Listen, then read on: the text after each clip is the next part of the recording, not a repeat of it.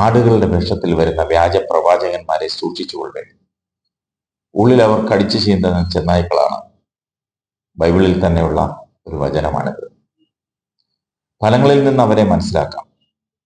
മുൾച്ചെടിയിൽ നിന്ന് മുന്തിരിപ്പഴമോ ഞെരിഞ്ഞിലിൽ നിന്ന് അത്തിപ്പഴമോ പറിക്കാറുണ്ടോ? നല്ല വൃക്ഷം നല്ല ഫലവും ചീത്ത വൃക്ഷം ചീത്ത ഫലവും നൽകുന്നു. നല്ല വൃക്ഷത്തിന് ചീത്ത ഫലങ്ങളോ ചീത്ത വൃക്ഷത്തിന് നല്ല ഫലങ്ങളോ പുറപ്പെടുവിക്കാൻ സാധിക്കുകയില്ല. നല്ല ഫലം കായ്ക്കാത്ത വൃക്ഷമെല്ലാം വെട്ടി തീയിലെറിയപ്പെടുമെന്നും ബൈബിളിൽ പറയുന്നു. ഞാനിത് പറഞ്ഞത് ദൈവത്തിന്റെ പേരിൽ കള്ളപ്രവാചകന്മാർ സ്വയം അപ്പോസ്തോലന്മാരായി വിശ്വാസികളെ പറ്റിക്കുന്നത് കണ്ടപ്പോഴാണ്. അത് കാണുമ്പോഴാണ് ഇതെല്ലാം പറഞ്ഞു പോകുന്നത്. വേണം, വേണ്ട എന്നല്ല, പക്ഷെ അതിനൊക്കെ ഒരു മാന്യത വേണം. എന്നാൽ ചോദിക്കും, അതിനുള്ള മാന്യത അളക്കാനുള്ള അളവുകോലുണ്ടോ എന്ന്. ദൈവസഭയെ വഞ്ചിക്കുന്ന ദുരുപദേശകന്മാരുടെ കൂട്ടത്തിൽ കൂടി ക്രിസ്തുവിനെയും സഭയെയും ഒറ്റുകൊടുക്കുന്ന സകല വ്യാജന്മാരെയും സുബോധമുള്ളവർ ഒഴിഞ്ഞിരിക്കണം. അതാണ് പ്രവാചകന്മാർ പറയുന്നത്. ചിലർ പെന്തക്കോസ്തിൽ ചെല്ലുമ്പോൾ പെന്തക്കോസ്ത് ഉപദേശവും ബ്രദറിനിൽ ചെല്ലുമ്പോൾ അവരെ പോലെയും ന്യൂജൻ കള്ളന്മാരുടെ കോട്ടയിൽ ചെന്നാൽ അവരെ പോലെയും അഴിഞ്ഞാടുകയും, എന്തിനേറെ പറയുന്നു, സാത്താൻ സഭയിൽ ചെന്നാൽ അവരെ പോലെയും അവസരം പോലെ മലക്കം മറിയും. വിശ്വാസികളെ പൊട്ടൻ കളിപ്പിച്ച് ഈ മഹാന്മാർ അങ്ങോട്ടും ഇങ്ങോട്ടും പുറവും മുതുകും ചൊറിയുന്ന തട്ടിപ്പാണ് ഇത്തരം അവിയൽ മേളകളിലൂടെ ഒപ്പിക്കുന്നത്. അപ്പുറത്തുള്ളവനെ ഇപ്പുറത്ത് വിളിച്ച് ഇവിടുള്ള വിശ്വാസികളുടെ ചെലവിൽ പ്രസംഗിപ്പിച്ച് കവറും കൊടുത്തു വിടും. പ്രത്യുപകാരമായി വന്നവൻ ഇവിടെ ഉള്ളവനെ അങ്ങോട്ട് വിളിച്ച് തിരിച്ചും ഇതേ വേല കാണിക്കും. വിളിച്ചവന്മാർക്ക് ചെലവൊന്നുമില്ലെന്ന്. കവർ ലാഭവും വിശ്വാസികൾ പൊട്ടന്മാരും. ഒപ്പം ന്യൂജൻ കള്ളന്മാരെ ഉപയോഗിച്ച് പിശാച് സഭകളിൽ കുഞ്ഞുങ്ങളെ അന്യാജ്ഞ കൊണ്ട് വഴിതെറ്റിച്ച് നിത്യാജ്ഞയിൽ എത്തിക്കുകയും ചെയ്യും. ഇതല്ലേ നമുക്ക് ചുറ്റും നടക്കുന്നത്. വേദി കിട്ടാനും കൂട്ടാനും എന്ത് വേലയും കാണിക്കുന്ന, എന്ത് തറവേലയും കാണിക്കുന്ന ഇത്തരം സാത്താൻ സേവകന്മാരെ കാണുമ്പോൾ വിശ്വാസികൾ അവരുടെ കണ്ണിൽ പോലും പെടാതെ ഒളിച്ചോടണം. ഇല്ലെങ്കിൽ പെട്ടുപോകുന്നത് നിങ്ങളാണ്.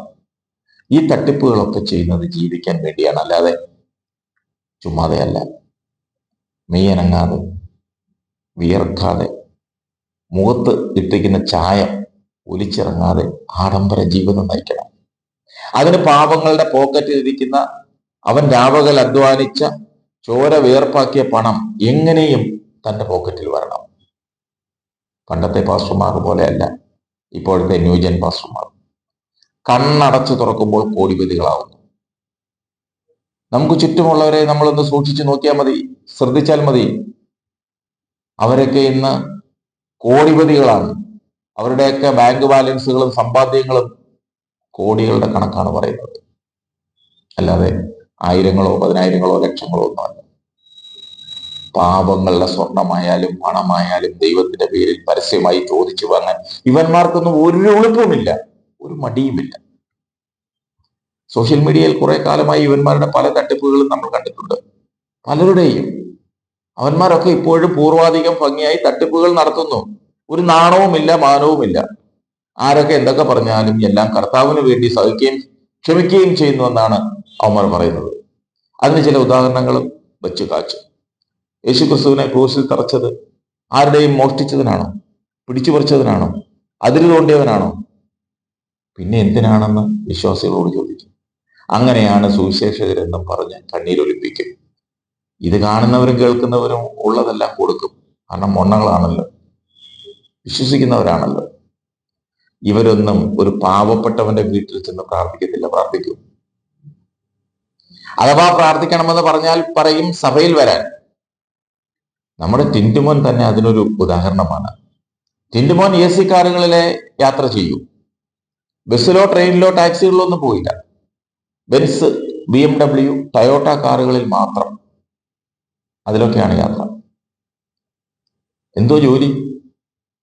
IAS ഉദ്യോഗം, അതോ സർക്കാർ ഉദ്യോഗം, അതോ ബിസിനസ്സോ? ബിസിനസ്സാണ്. സുവിശേഷം കച്ചവടം. ഏതെങ്കിലും തട്ടുകടകളിലോ അല്ലെങ്കിൽ ചെറിയ ഹോട്ടലുകളിലോ ഒരു ചായ പോലും കുടിക്കില്ല.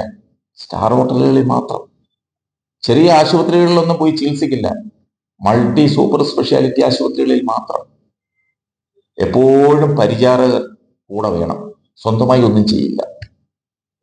കൊട്ടാരക്കര മർത്തോമ പള്ളിയിലെ ഒരു കുടുംബമായിരുന്നു. ഇപ്പോഴും ആ കുടുംബക്കാർ മർത്തോമ പള്ളിയിൽ തന്നെയാണ്. പ്രാഥമിക വിദ്യാഭ്യാസമൊക്കെ കഴിഞ്ഞ് കൊട്ടാരക്കര കമ്പോളത്തിൽ പണിയൊന്നുമില്ലാതെ വാറ്റിയടിച്ച് തെക്ക് വടക്ക് നടന്നപ്പോൾ ദി പെന്തക്കോസ്ത് സഭയിൽ പോയി സ്നാനം മുങ്ങി. അവിടുത്തെ സുവിശേഷകരുടെ പ്രസംഗമൊക്കെ കേട്ടപ്പോൾ സുവിശേഷം ഒരു കച്ചവടമായി തോന്നി. അങ്ങനെ പുനലൂരിലുള്ള ഒരു ചെറുപ്പക്കാരനായ ഫർണിച്ചർ കച്ചവടക്കാരനെയും കൊട്ടാരക്കര പള്ളിമുക്കില് ഒരു കച്ചവടക്കാരനെയും ചേർത്ത് പള്ളിമുക്കിലെ ഒരു മുറിയിൽ പ്രാർത്ഥന തുടങ്ങി. കച്ചവടത്തിൽ ലാഭം കിട്ടി തുടങ്ങിയപ്പോൾ കൂടെയുള്ള രണ്ടുപേരെ ഒഴിവാക്കി. സ്വന്തമായി അങ്ങ് പ്രാർത്ഥന തുടങ്ങി. ആദ്യം ബ്രദർ, പിന്നെ പാസ്റ്റർ, ഒടുവിൽ അപ്പോസ്തലൻ. ഇതാണ് ചുരുക്കത്തിൽ ടിൻറ്റുമോന്റെ സുവിശേഷം. ആഫ്രിക്കയിൽ പോയി ട്രെയിനിങ് കഴിഞ്ഞ് വന്നപ്പോഴാണ് അപ്പോസ്തലനായത്. അതുവരെ പാസ്റ്ററായിരുന്നു. ഇതെല്ലാം കൊട്ടാരക്കരയിലെ ഏത് കൊച്ചു കുഞ്ഞുങ്ങൾക്കും അറിയാം. അതുകൊണ്ട് കൊട്ടാരക്കരക്കാരൊന്നും ടിൻറ്റുമോന്റെ ഇരകളല്ല, എല്ലാം പുറത്തുള്ളവരാണ്. അവരെ പറ്റിക്കാനാണ് ഈ തറവേലകളൊക്കെ കാണിക്കുന്നത്. കാണിച്ചോ, എന്ത് തറവേലകളും മറ്റുള്ളവരെ കാണിച്ചോ. കൊട്ടാരക്കരക്കാരുടെ മുന്നിൽ ഗോഷ്ഠികൾ കാണിക്കുമ്പോഴാണ് അവർ പുച്ഛിക്കുന്നത്.